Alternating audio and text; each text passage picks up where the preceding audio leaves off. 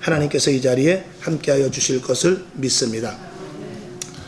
늘 제가 말씀을 드리고 여러분들도 항상 복창을 하지만 예수님이 이 땅에서 이 땅에 오신 이유는 무엇입니까? 우리에게 생명을 주시려고. 우리에게 생명을 주시는 이유는 우리를 거룩하게 하시려고. 우리를 거룩하게 하시는 이유는 우리를 신령한 것으로 살게 하시기 위해서입니다. 왜 우리가 신령한 것으로 살아야 되냐? 신령한 것을 공급받아서 주님의 교회를 온전히 세워나가야 되는 것이라고 말씀을 드렸습니다. 왜 주님의 온전한 교회를 세워야 되는가? 이 교회는 2000년 전에 예수님께서 오셔서 하셨던 그 사역을 그대로 0.001%도 변질 없이 해야 되기 때문에 그래요. 그래서 성령님께서 감독자 되시지 않으면은 교회는 온전히 하나님이 기뻐하시는 교회로 세워나갈 수가 없다라는 것이죠.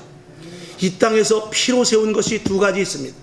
고린도전서 6장 20절을 보면 값으로 산 것이 되었으니 그런즉 너희 몸으로 하나님께 영광을 돌리라 라고 말씀하심으로 말미암아 우리를 값으로, 무슨 값으로? 예수 그리스도의 피값으로 사셨습니다.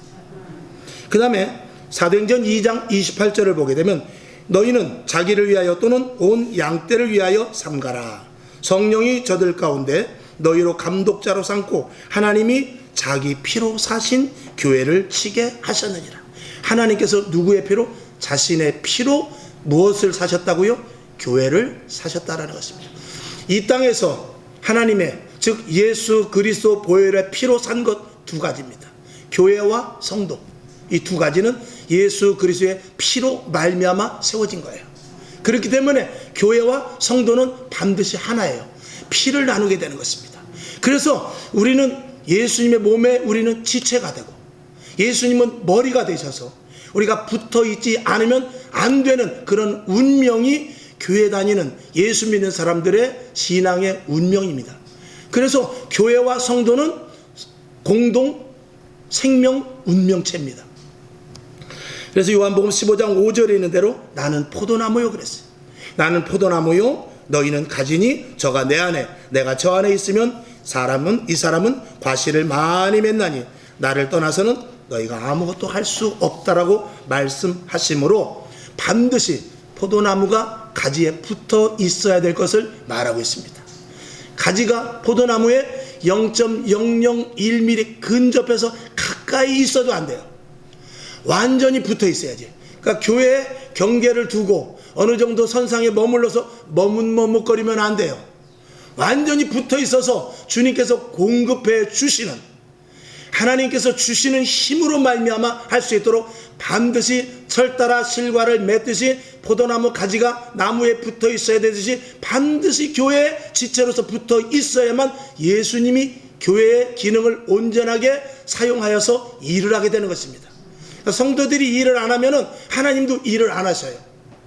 성도들이 예수 그리스도의 말씀을 순종할 때 교회는 살아 역사하시는 움직이는 교회가 되고 2000년 전에 예수님께서 육신의 몸을 입고 오셔서 제한적으로 했던 일을 오늘 서창동에서는 성광교회가, 여의도에서는 여의도 순복음교회가, 서초동에서는 사랑의 순복음교회가, 또 남천동에서는 화평교회가 이렇게 예수 그리스도의 각자 예수가 되어서 그곳에서 사역을 감당하는 것입니다.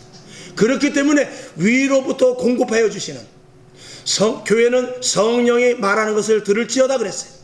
성령님께서 말씀하시는 대로 감독의 말을 잘 들어야지. 감독자 되셔서 시키는 그대로 교회가 움직이지 않으면 교회는 아무런 가치가 없어지게 되는 것입니다. 이제는 코로나 사태 때문에 우리가 힘듭니다. 이렇게 힘들고 어려운 상황 가운데 우리는 이제 더욱더 굳건한 믿음 위에 서야 됩니다. 아멘이시죠?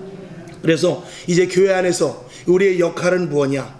첫째로는 믿음이 없는 사람들을 믿음으로 말미암아 살아갈 수 있도록 도전케 해야 돼요. 그래서 그동안 평화로울 때는 믿음이 있는지 없는지 몰라요. 근데 이렇게 바람이, 코로나라는 경제적인 바람이 불어보니까 진짜와 가짜가 딱 드러나잖아요. 이제 봐서 힘이 없고 믿음이 약한 이들에게 믿음을 가져야 돼. 우리 함께 기도하자. 이렇게 저와 여러분이, 남아있는 여러분이 그렇게 힘을 줄 수 있도록 해야 될 줄로 믿습니다. 그 다음에 믿음이 적은 사람들이 있습니다.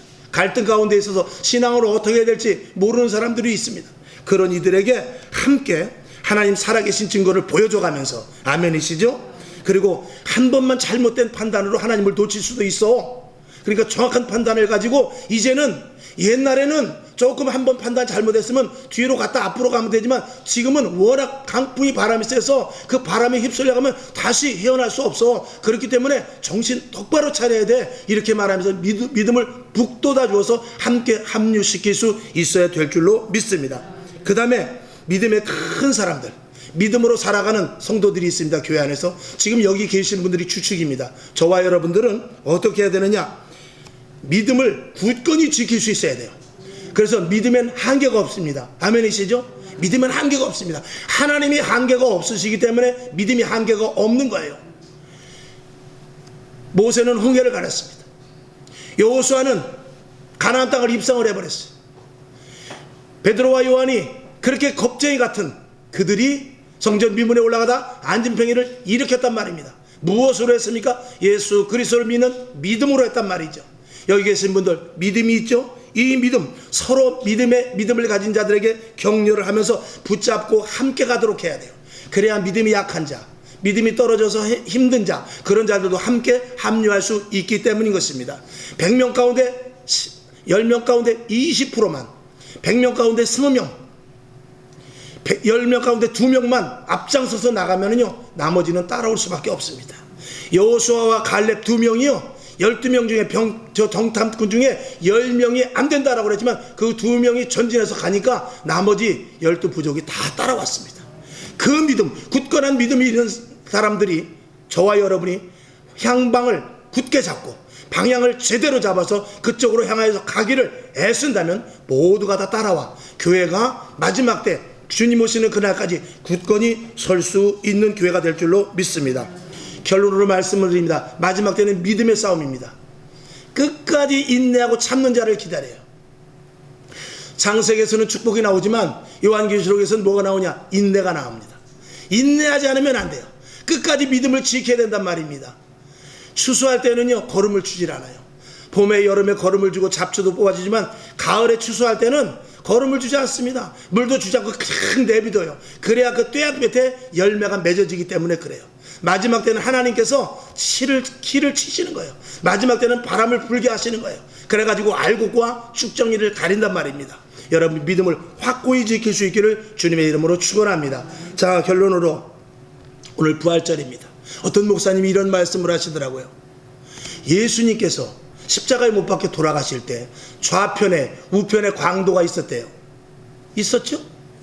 그런데 예수님을 모르는 사람이 와서 새 십자가에 있는 죽은 사람 셋을 보고 누가 예수님인지 알겠느냐? 한번 찾아봐라. 못 찾죠. 근데 3일이 지나면 알 수 있어요. 3일이 지나면 예수님은 부활하셨기 때문에. 여러분, 우리는 지금 코로나 사태 같은 이때에 남들은 다 죽겠다 살겠다 이러니 저러니 하지만 우리는 부활의 능력을 가지고 어떻게 일어나야 돼요. 세상 사람들이 우리를 보고 야 오뚜기와 같다, 예수 믿는 사람 지독하다, 도대체 무슨 희망이 있길래, 도대체 저들이 믿는 하나님이 무엇이길래, 저들이 무슨 소망이 있길래 저렇게 힘들고 어려운 가운데서도 늘 웃음을 가지고 있나. 그렇게 힘들어. 내가 볼 땐 저 사람의 형편을 내가 뻔히 아는데 왜 저 사람은 낭망하지 않은가? 내가 저 상태 같으면 한강 다리로 갈 텐데 왜 저렇게 웃으면서 오히려 나를 보면서 더 오히려 나를 위로하지? 그것이 무엇입니까? 남들은 다 죽었지만 우리는 부활의 능력으로 일어난 자들입니다. 새 생명을 가진 자들이고 우리는 이 땅뿐만이 아니라 영원한 하늘나라의 시민권을 가진 자들입니다. 그리고 위로부터 공급받아 신령한 것으로 사는 자들입니다. 우리 안에 영원한 생명이 있고 영생의 말씀이 있어서 이 영생의 말씀을 통하여 우리에게 공급되기 때문에 우리는 어떤 힘듦과 어려움이 몰려온다 할지라도 충분히 이겨낼 수 있는 근거가 우리 안에 있으니 우리를 누가 건들며 우리를 누가 넘어뜨리며 어떤 상황과 형편이 우리를 쓰러뜨릴 수 있겠습니까? 부활의 능력, 예수님께서 십자가에 못 박혀 돌아가시고 3일 만에 살아나셨습니다. 아멘이시죠? 그 살아난 대열에 저와 여러분을 거기에 기꺼이 넣어주셨어요. 그리고 우리에게 너도 살았다, 너도 살아날 수 있다, 너도 소망이 있다, 너는 하늘나라의 사람이다, 내가 너를 샀다라고까지 말씀하시면서 오늘도 우리에게 위로하고 계십니다. 아무리 힘들고 코로나보다 더 힘든 일이 생길 수도 있다는 사실까지도 저와 여러분은 준비를 해야 돼요. 그런 준비를 했을 때 준비하지 않은 사람보다 훨씬 이길 수 있다는 말입니다. 오늘 여러분 손미경 전사님 찬양을 통해서 다시 한번 말씀을 드립니다. 힘을 얻으시길 바랍니다. 치료함을 얻으시길 바랍니다. 강건함을 힘있길 바랍니다. 그리고 부활의 능력으로 말미암아 승리하며 살아갈 수 있기를 주님의 이름으로 축원합니다. 기도하겠습니다. 하나님 아버지 감사합니다. 오늘 귀한 시간 하나님의 은혜 가운데 붙잡아 주셔서 오늘 이렇게 예배를 드렸습니다. 하나님께서 함께하여 주셔서 오늘 이 시간 짧은 말씀을 올렸습니다만 우리의 신비에 심어지게 하여 주시옵시고 이후의 시간도 온전히 주의 성령님께서 운행하여 주시옵소서. 이혜진 집사님, 정창래 권사님 감사의 물렸습니다. 이혜진 집사님 힘들고 어려운 가운데서도 이렇게 함께 나와 또 찬양으로 은혜를 받고 또 이전에 와서 함께 은혜를 나눕니다. 하나님 아버지 힘든 거 어려운 것들을 이제 다 뒤로 하게 하여 주시옵시고 소망의 길을 열어주시옵시되 주님께서 좋은 것으로 주님께서 더 희망찬 하루하루를 살아갈 수 있도록 새 힘을 공급하여 주시옵소서. 가정에 복이 있길 원합니다. 개인의 복이 있길 원합니다. 후손들에게 복이 넘치게 하여 주시옵소서. 정창래 권사님 힘들고 어려운 가운데서 늘 기도하며 애쓰며 자녀들을 위하여 교회를 위하여 앞으로 미래를 위하여 기도하는 가운데 있습니다. 우리 권사님 새 힘을 공급하여 주시옵시고 영과 육의 강건함을 허락하여 주시옵소서. 오늘도 감사의 물을 올렸습니다. 기뻐 받아 주시옵소서. 오늘도 마음을 다하고 뜻을 다하고 정성을 다하여 이 자리에 나와 예배드리는 모두들에게 하나님의 놀라운 은총과 믿음의 복이 있게 하여 주시옵소서. 살아계신 예수님의 이름으로 간절히 축복하며 기도하옵나이다. 아멘. 우리 손미경 전사님 나오셔서